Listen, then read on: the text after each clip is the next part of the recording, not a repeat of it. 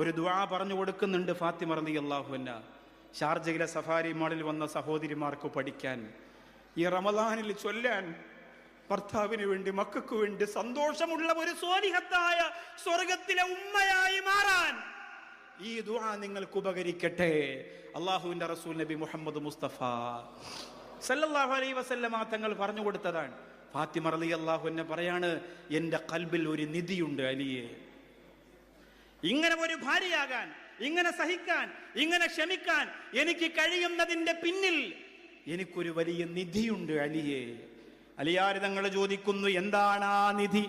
ഫാത്തിമ റളിയല്ലാഹു അൻഹ പറഞ്ഞു കൊടുക്കുകയാണ്, അല്ലാഹുവിന്റെ റസൂൽ ഷഫീഉന മുഹമ്മദ് മുസ്തഫ സല്ലല്ലാഹു അലൈഹി വസല്ലമ തങ്ങൾ പറഞ്ഞു കൊടുത്ത ദുആ.